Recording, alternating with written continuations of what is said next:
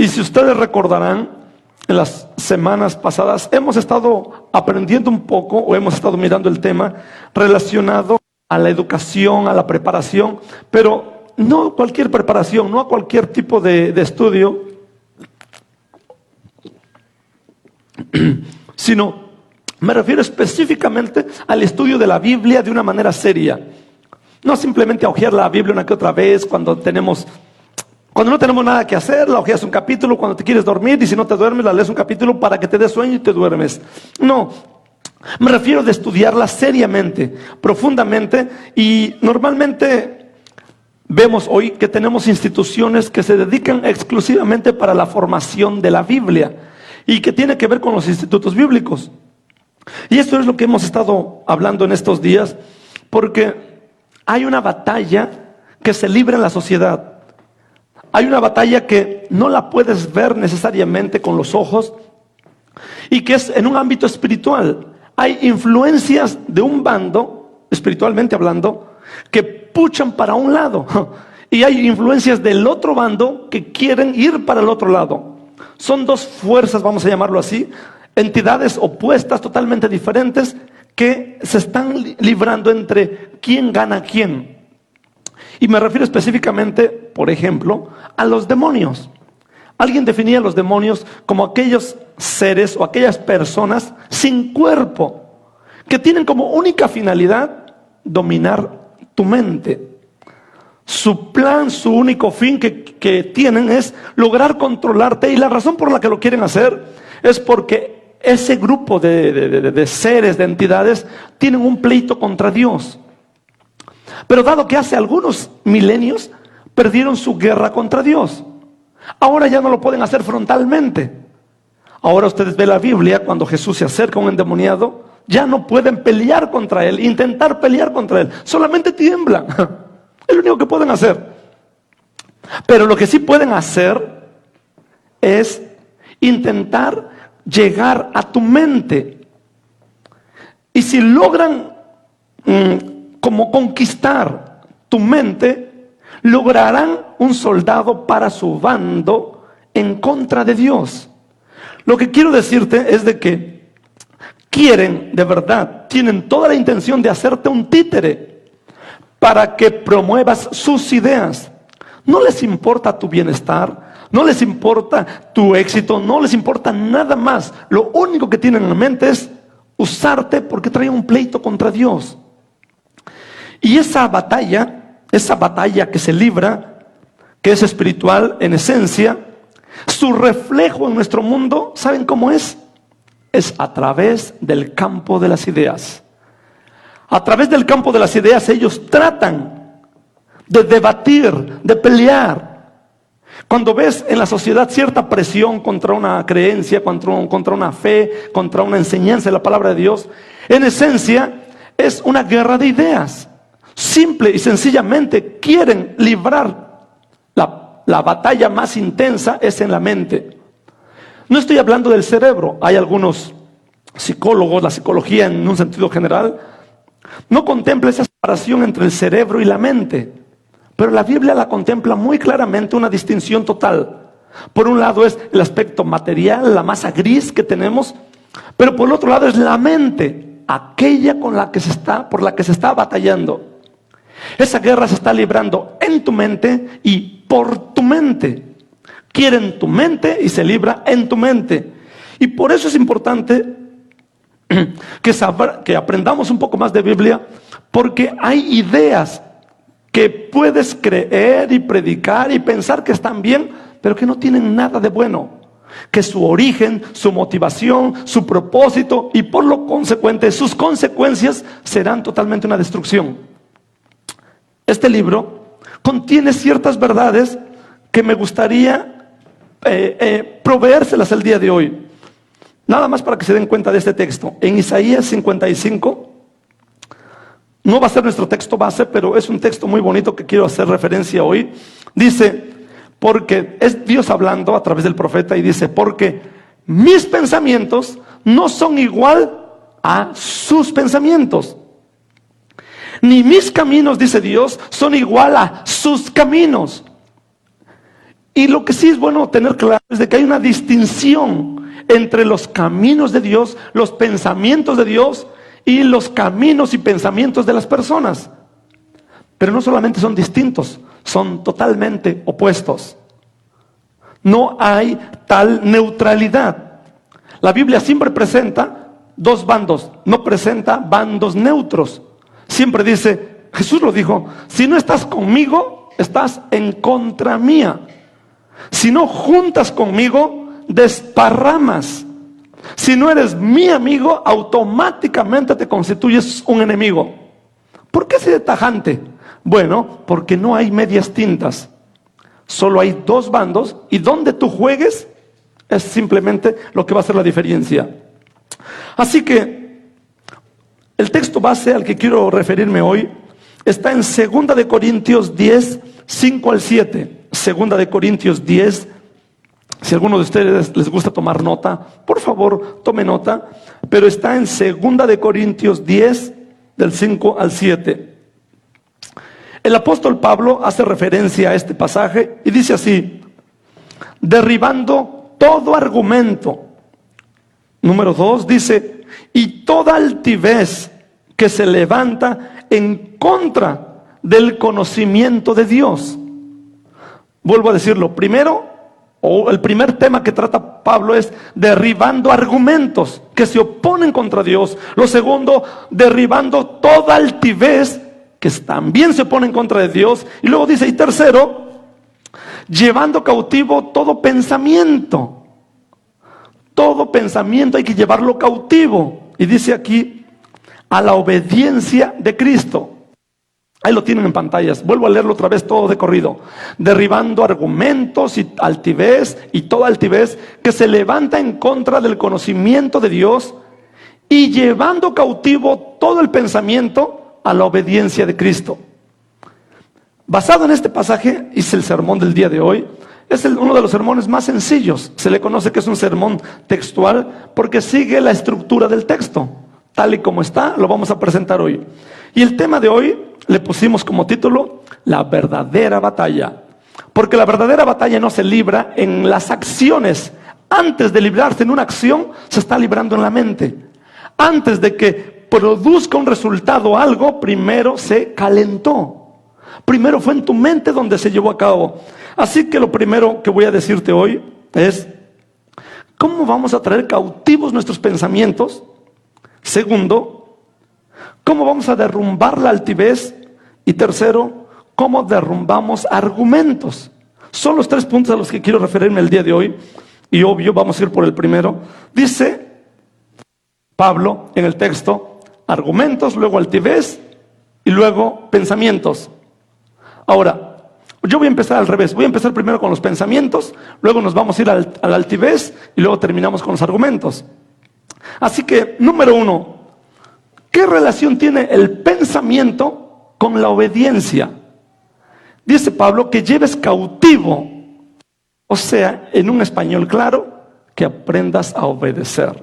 No hay tanta vuelta de hoja. Cautivo, un cautivo simplemente obedece, no cuestiona, solo obedece. Y tu voluntad debe ser usada para llevar tus pensamientos. Los agarras, imagínate que es algo que pudieras agarrar, y lo amarras obligadamente como un esclavo cautivo a la obediencia a Cristo. ¿Cuál es entonces el fin del ejercicio de tu voluntad en la vida cristiana?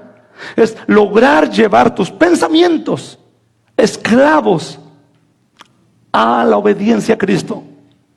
Eso es todo. Si esta idea la tenemos clara, tú puedes salirte hoy de la iglesia y decir, algo aprendí. Porque cuando no hacemos eso, tú vienes a la vida cristiana, pero no traes cautivos tus pensamientos a la obediencia. No es a la religión. No es tus pensamientos a simplemente una nueva vida cómoda. No, es esclavitud de ideas a la obediencia a Cristo. Si no lo haces, vas a empezar a mezclar tus ideas de tu vida pagana, de tu vida sin Cristo, con algunas ideas o verdades bíblicas. ¿Y sabes cuáles vas a rechazar de la Biblia? aquellas que tienen que ver con la obediencia. Lo primero que vas a hacer es rechazar las ideas que tienen que ver con la obediencia para quedarte con las ideas que tienen que ver con los beneficios. ¿Qué me da Dios? ¿Qué me ofrece Dios? Y de ahí no sales. Pero ¿cuántas veces como papás se han molestado cuando tu hijo quiere beneficios pero no quiere obedecer? Dime si no te molesta como papá. Yo soy papá. Es totalmente molesto para un padre que un hijo quiera los beneficios pero no quiera saber nada de obediencia. Y si como padres que somos humanos, que fallamos, que no somos nada nice, sabemos que eso no está bien, ¿qué te hace pensar que Dios va a decir que está bien tu vida si solamente quieres sus milagros, sus sanidades, su protección, su bendición, pero a un lado su señorío? Pero no quieres nada con su gobierno, pero estás totalmente alejado de la obediencia. No funciona de ese modo. Entonces terminarás mezclando tus ideas con las ideas de la Biblia. Y ahí es donde está el problema. Quiero decirles brevemente de un señor que se llamaba Pelagio. Pueden apuntarlo y un día lo investigan. Pelagio no es pelado como cuando alguien es muy grosero en un contexto secular. No, es Pelagio. Y este señor hace unos 1700 años atrás, él era un tipo muy preparado en la filosofía griega, ¿no? Él creía mucho, checa esto lo que él creía mucho que simplemente con la pura voluntad humana podría resolver los problemas. Esa era la teoría. Había un grupo de griegos que decían, con tu voluntad puedes resolver las cosas, solo necesitas decidir, la voluntad humana es lo que cambiará. ¿Han visto hoy que anda muy de moda eso? Que dicen, alguien no puede dejar las drogas porque no ha tenido la fuerza de voluntad. Esa idea no es nueva. Tiene 2000, 3000 años que se presentó. ¿Has visto otros que dicen que, bueno, lo que pasa es que simplemente no tienen el conocimiento necesario para sobreponerse? Bueno, esa es idea desde esos siglos, 2000, 3000 años atrás. Y este señor Pelagio creía eso. Suena común, suena normal, es lo que se cree hoy en la sociedad. De hecho, cuando alguien dice que la solución para nuestra sociedad es la educación, que eso va a resolver el problema de la sociedad, número uno es mentira y número dos no es nuevo. Eso viene desde hace 2000, 3000 años. Pues Pelagio era ese personaje.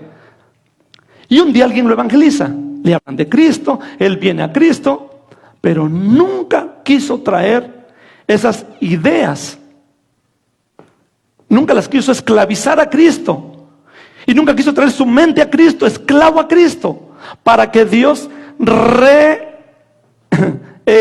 enseñara, reformateara, ¿no? Como se ocupan los discos duros de las computadoras, para que le volviera a instruir. Él simplemente aceptó una fe, pero mezclándola con todas sus ideas. ¿Y sabes qué pasó? Él vino a ser uno de los herejes más grandes e importantes de un movimiento que se le llamó el gnosticismo. Y él fue uno de los que más daño hizo a la iglesia en su tiempo. Los grandes siervos de Dios de ese tiempo, uno de los personajes con los que más tuvieron que luchar y pelear y refutar y desgarrarse para que no afectara a las iglesias, fue ese tipo. ¿Tú crees que eso solamente pasó hace 2000 años, hace 1700 años? No. Pasa en cada etapa de la iglesia. En cada etapa de la iglesia siempre habrá gente que quiere los beneficios, pero que no están dispuestos a sacrificar, a llevar cautivos sus pensamientos a la obediencia a Cristo. ¿Qué problema tenía este Pelagio? Si el problema del ser humano se resuelve con la voluntad humana, entonces mentira de que Cristo te libera de la esclavitud. Entonces no es necesario que Cristo te libere. Entonces no es necesario que el Espíritu Santo haga la obra de darte vida porque estabas muerto. Y lo que este tipo no logró entender nunca, que estaba atacando verdades esenciales de la fe cristiana. Cuando alguien de ustedes tiene un hijo que no se revela, que anda en drogas, que dice, no, pero es que lo que le hace falta es fuerza de voluntad. Come on. Vean los Alcohólicos Anónimos. Tienen su serie de 12 pasos. No. Te motivan a la voluntad y que si le vas a clamar a un Dios, no importa qué Dios sea, solamente que le clames a alguien. Es mentira. Hay una esclavitud que nadie puede sacarte de ahí sino solamente Cristo. Hay una realidad espiritual que no puede salir si no es solamente a través de Cristo. Hay algo en el ser humano que le impide por sí solo poder sobreponerse. Un muerto por sí solo nunca podrá levantarse, sino alguien le da vida. Y eso está en la Biblia. Eso lo sabe cualquiera que acaba de aceptar a Cristo. Pues los que no le rinden sus pensamientos a Cristo terminan yendo en contra de eso. Pero quieres, bueno, es un ejemplo de la historia. Tal vez digas, pero bueno, ese es un personaje. No, quiero ponerte un ejemplo más drástico de cómo si tus ideas no las esclavizas a la obediencia. Escúchame bien esta frase: a la obediencia. Pronto causarás los daños similares, tal vez no en todo el mundo, pero a los que han causado estos personajes. Y me refiero a Eva, aquella mujer que vivía en un jardín bonito. No es como que estaba influenciada de malas cosas, no. Eva y Adán viven en un lugar bonito, todo está fenomenal, pero hubo algo con los pensamientos. Y vamos a ver Génesis 3.1. Génesis 3.1 dice: la serpiente era mucho más astuta que todos los seres o animales que había en ese tiempo. No había nadie con ese nivel de astucia. Papás, muchachos, hijos, adolescentes, si tú crees que puedes un día ser más astuto o más listo que el diablo, forget it. Todavía crees en Santa Claus y los Reyes Magos. El diablo es astutamente, diabólicamente astuto. Tú no sabes. Hay un dicho que dicen en México, ¿no? Que más sabe el diablo por viejo que por diablo, ¿no? El tipo tiene experiencia en la astucia. Y su astucia primero no comienza en acciones, comienza en ideas.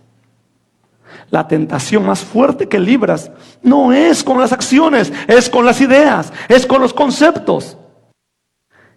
Y checa cómo empieza hablándole a Eva.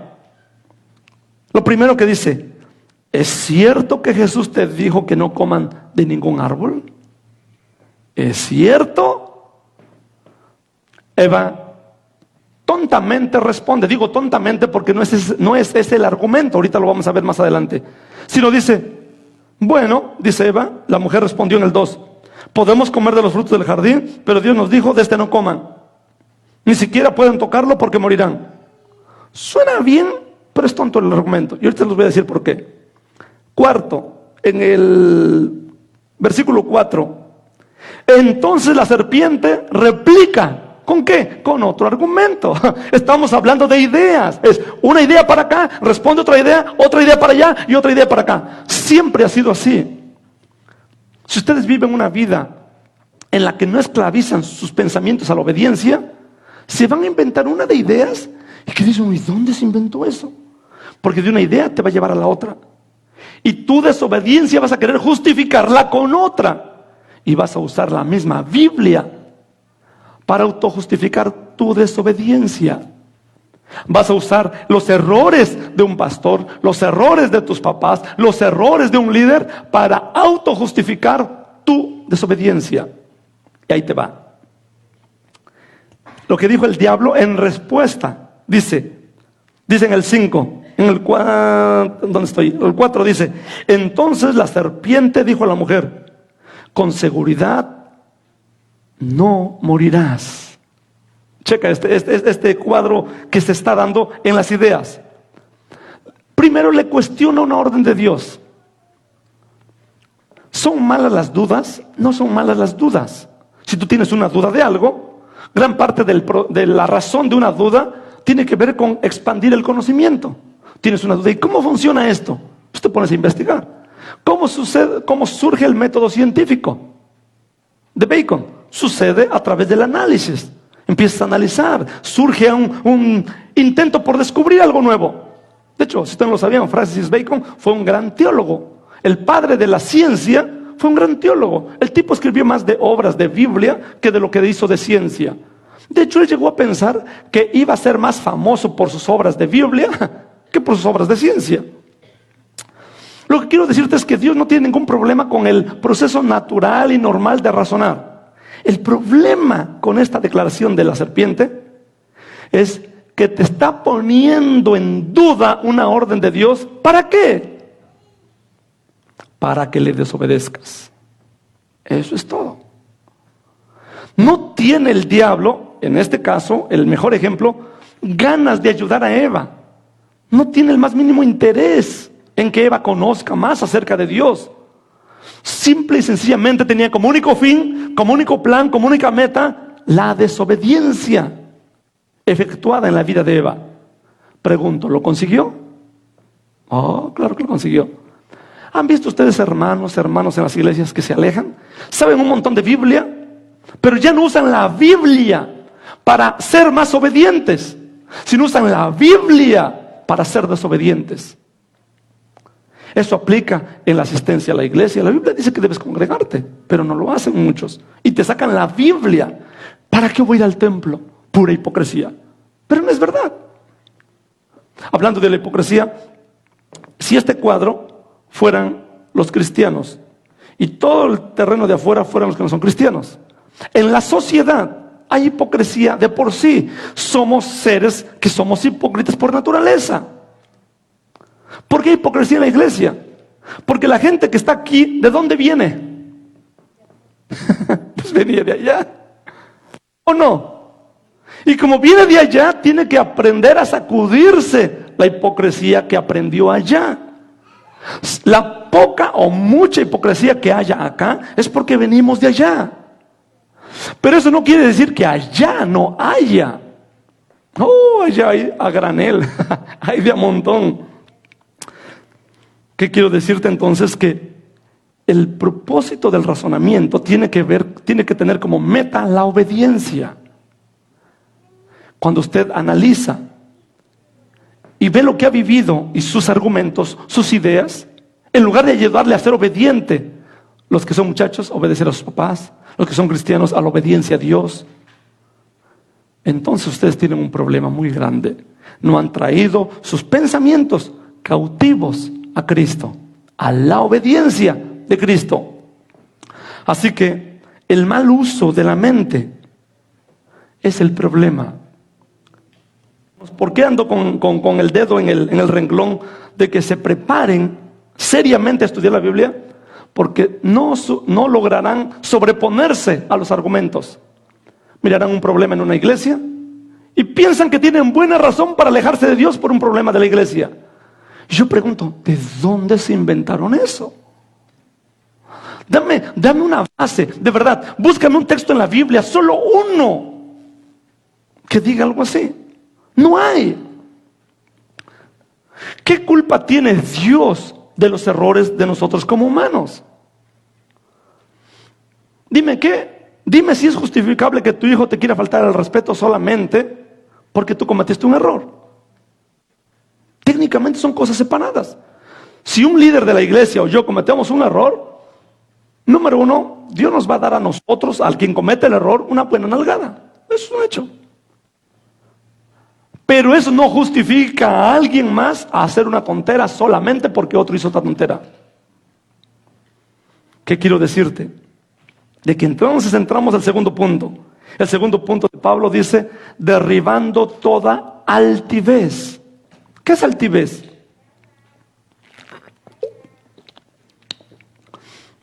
No solo vamos a tratar de traer cautivo nuestros pensamientos a Cristo, sino que no lo puedes hacer porque tus pensamientos se aferran a algo.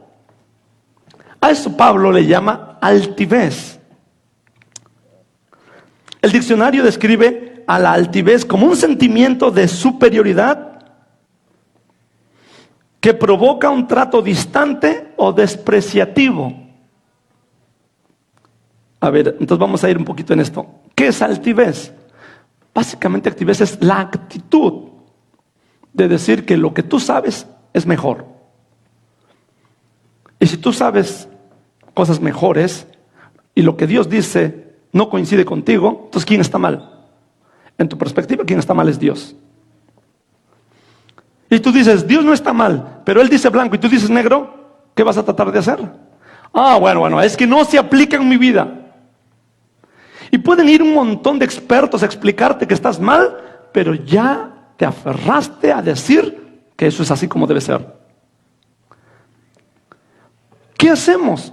Bueno, dice Pablo, lo primero que hay que derrumbar entonces, si quieres traer los pensamientos cautivos a Cristo, hay que tumbar la altivez de espíritu. Otras palabras, es el orgullo.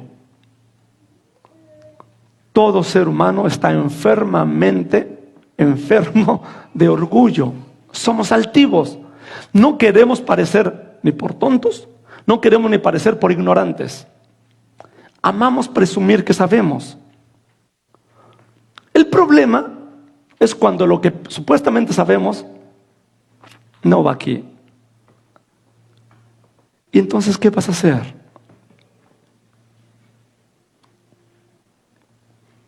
¿Qué motiva a un muchacho el no querer pedir consejos? Ayer en la charla que hablábamos con los jóvenes, traté de motivarles mucho, lo más que pude, para que pidan consejo en las diferentes áreas de su vida. En su relación con Dios, en sus relaciones familiares, interpersonales y en su relación con el dinero. Van a empezar, no tienen ni idea. Y es muy probable que cometan los mismos errores que los padres. Pero la misma motivación de un muchacho a no pedir consejos, que tiene que ver con que yo lo puedo, con que no necesito que alguien me enseñe, es la misma actitud que tienen muchos padres y muchos adultos en las iglesias. Señores, señoras de 30, 40, 50 años con ideas bien torcidas, pero no quieren hacer cambios. Han decidido no hacer algún cambio. Cuando hablamos del estudio de teología, son los primeros que ponen unos argumentos tales como: los apóstoles nunca fueron a un instituto bíblico. ¿No? Dime que no. Bueno, voy a decir como decía San Agustín, a lo que yo respondo. Y en cierto sentido a esa pregunta, a esa afirmación más bien, que los apóstoles nunca fueron a un instituto bíblico, en cierta medida pueden tener algo de razón. Pero no es verdad la manera en cómo la presentan. ¿Sabes por qué? Porque los apóstoles estuvieron alrededor de 3 años, 24 horas al día aprendiendo de Jesús. ¿Qué es un instituto bíblico? ¿Qué es una escuela? Es donde hay alguien que sabe más que tú, donde te van a enseñarte a ti a aprender en una línea, en una rama, en una disciplina. Si yo quiero estudiar para abogado y voy a una escuela de leyes, va a haber gente que sabe mucho más de leyes para que me enseñen a mí. Yo no puedo llegar a la escuela de leyes y no, esto va a ser así, no, esto tiene que ser así. No tiene sentido. Cuando hablamos de una institución de teología, de Biblia, es porque hay gente que sabe más que nosotros de Biblia y te van a enseñar a cómo es la vida cristiana. Y lo primero que vas a descubrir es que tenemos ideas bien torcidas. Cuando tú vas a aprender cualquier disciplina en alguna escuela, lo primero que descubres es que hay que empezar a acomodar tus ideas. No importa qué carrera sea. Y los discípulos fueron los que se aventaron 3 años con Jesús día y noche. Ahora, ve los 4 evangelios, son discusiones. Los discípulos decían una cosa y Jesús decía otra cosa. La gente llegaba con un argumento y Jesús decía otra cosa. ¿Qué era? Intercambio de ideas. La enseñanza gira en torno a eso. La educación gira en torno a eso. Y mi Cristo enseñó eso a sus discípulos día y noche. Cuando estaban tristes, había un consejo de cómo manejar la tristeza. Cuando estaban enojados, mi Cristo presentaba las bases de cómo deben de reaccionar. Cuando los miró con avaricia, un día llegó una señora y le dice a Jesús: Maestro, te pido que mis hijos cuando estén contigo en el reino sean los que manden. Jesús no fue nice, no quería, su intención no es ser nice, su intención es formarte, es enseñarte. ¿Y saben qué les dijo? Les dijo, ay mujer, eso no lo voy a decidir yo. Pero les puse un ejemplo. La sociedad, la gente se enseñorea y se sienten jefes, pero en el reino de los cielos no es así. El que quiera ser el mayor tiene que ser el menor. ¿Es lo que quieres para tus hijos? Dime qué mamá diría, maestro, yo quiero que mis hijos sean los menores. Oh no, eso no se siente nice. Que sean los grandes. Y mi Cristo les da todo lo contrario. ¿Quieres grandeza? Solamente en el reino de los cielos tiene que ser el más chiquilín. La grandeza en el reino de los cielos va para abajo. Pero eso no es nice, pero es formación. Si alguien dice, no, pero es que no fueron al instituto bíblico los apóstoles de León, no. Oye, ellos fueron al mejor instituto bíblico. Al más experto de Biblia estaba ahí enseñándoles día y noche. Multiplica 24 horas al día por 365 días del año, por 3, ¿cuántas horas te darán? No es 10 minutitos. Checa esto.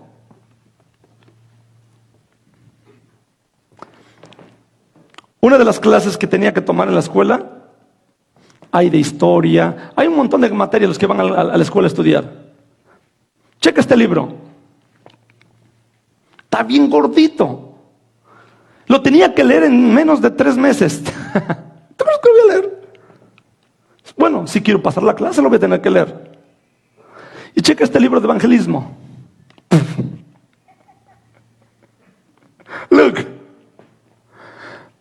Pregunto, dicen los maestros, ¿de verdad crees?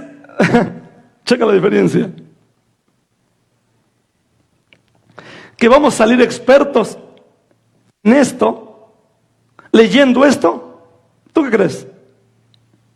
¿Cuántos papás quieren que sus hijos se vayan a la universidad? Claro que todos queremos. Y en la universidad les van a dar un montón de libros de estos. Son alrededor de 120 unidades que tienen que tener los muchachos para un bachelor's degree, para una licenciatura. Cada materia vale como 3 unidades. 3 por 4, 12. Alrededor de 40 materias tienen que tomar, alrededor de 40 libros. No estoy diciendo que todos sean así de gorditos, pero muchos de esos libros son así de gorditos. Y ahora dime lo que ustedes leen de la Biblia. Miren, esta ni la tocan, la verdad, la neta del planeta. Y los libros que van a leer son así chiquititos. Imagínate, 2 libritos de estos en 2 años, 4 años. Y unos 60 libros de estos. Pregunto, ¿dónde te vas a volver experto? Solo las matemáticas. No hay que ser profeta. ¿Dónde vas a saber más conducirte? Si este es de historia, vas a ser experto en historia, pero total ignorante de la vida cristiana.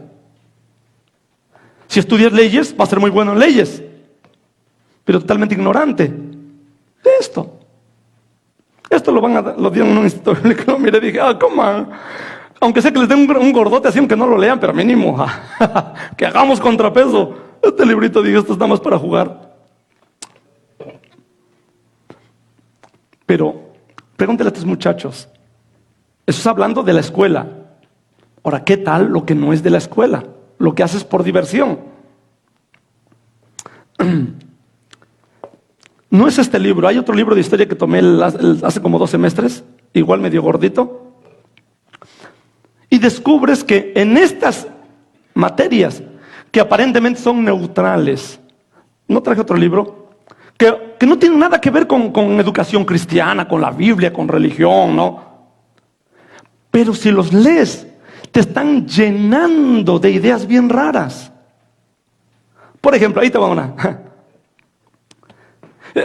Recuerdo en un libro de filosofía que tenía yo, que está haciendo una tarea, te ponen los ejemplos que son para cuestionar, te los ponen con la Biblia, te meten la duda y te usan ejemplos de afirmar aquellos que tienen que ver con el LGBT, con el aborto.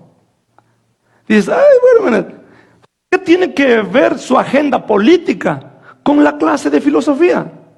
Pues cada ejemplo tiene ya un perfil y eso depende del autor. O sea que el conocimiento académico no está influenciado. Claro que está influenciado. ¿Es neutral? No es neutral. No es lo mismo enseñarle a tu hijo dos manzanas más 2 manzanas son 4, que 2 prostitutas más tienen 8 hijos. Ya hay una influencia, hay una tendencia, ya es tendencioso el conocimiento.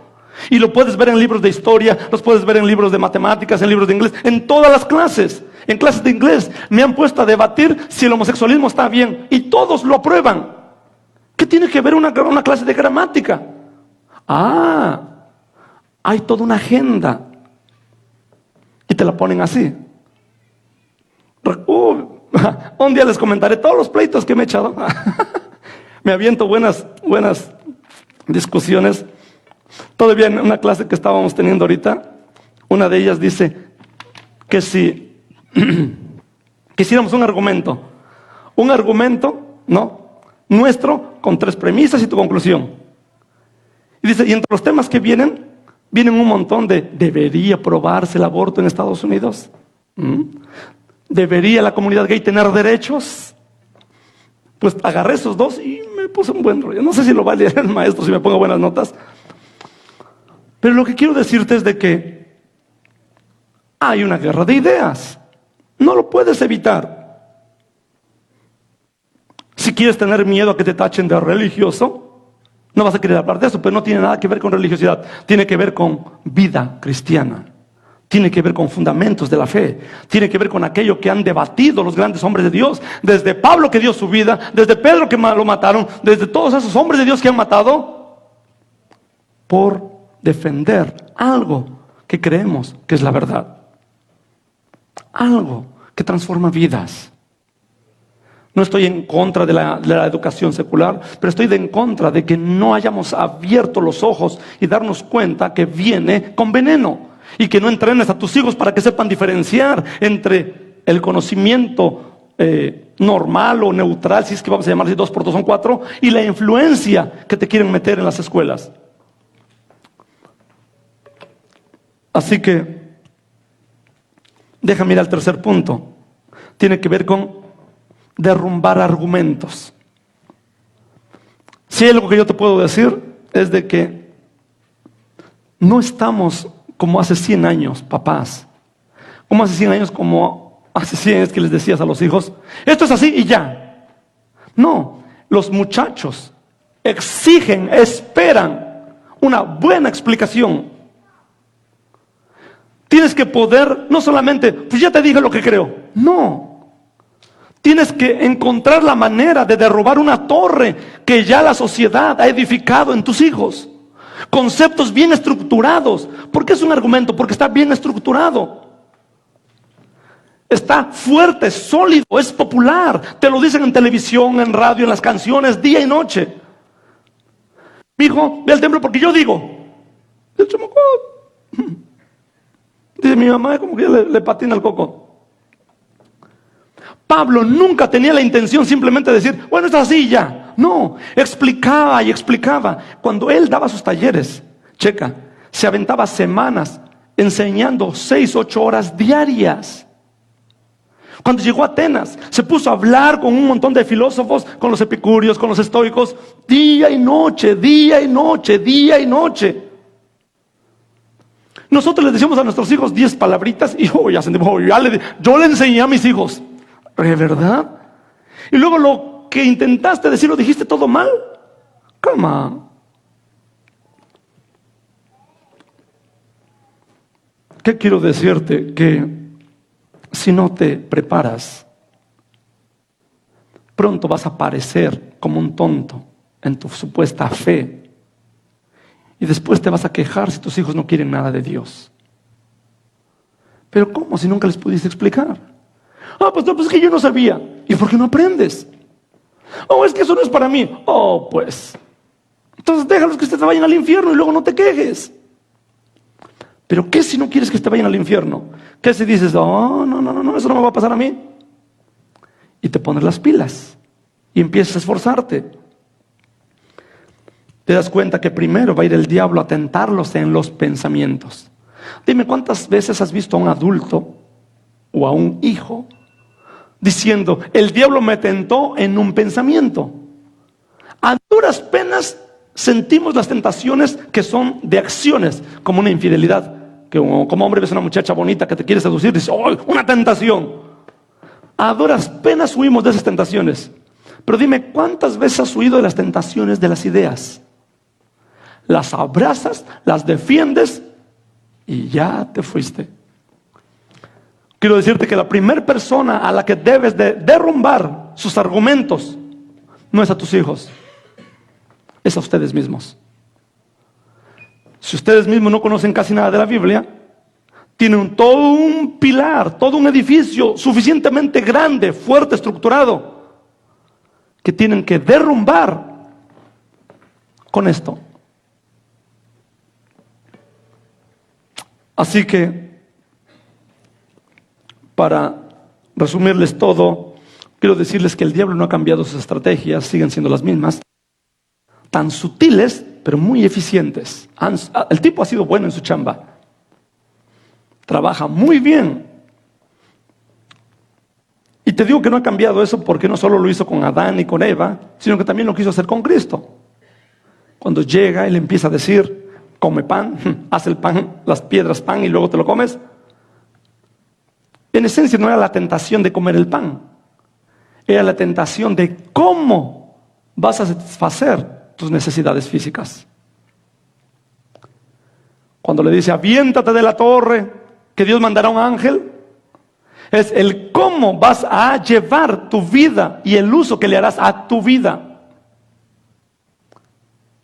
Todo ese diálogo de Jesús con Satanás en el desierto es un diálogo de ideas que no te podrás escapar nunca.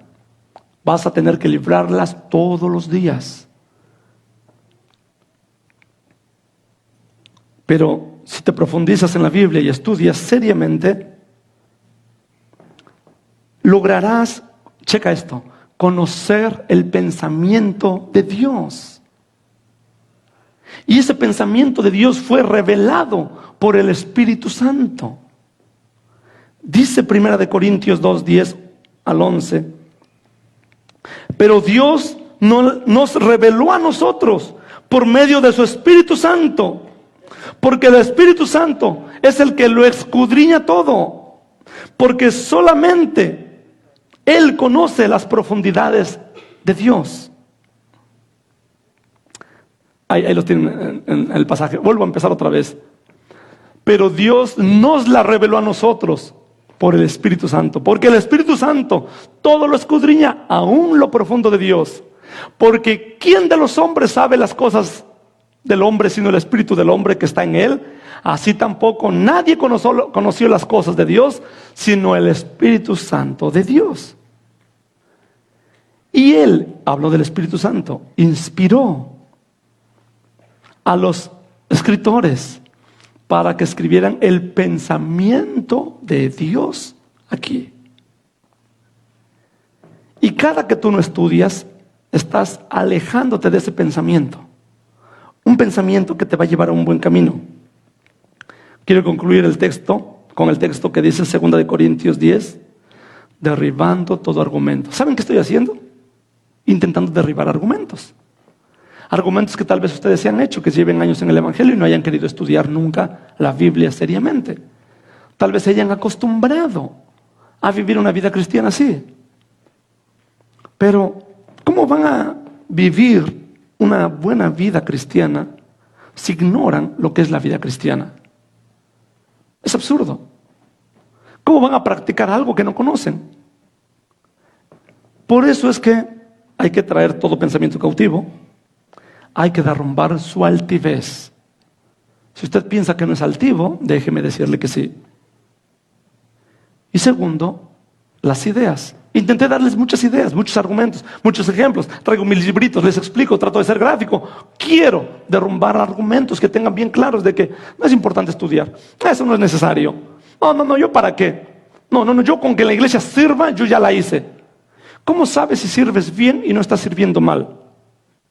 Este es el manual del servicio. No puedes hacer algo bien sin conocer esto. No puedes hacer nada bien para ser claros. Tu ejercicio como padre, como madre, como esposa será pésimo, será raquítico y tendrás muchos problemas. Así que ¿Qué les parece si nos ponemos de pie?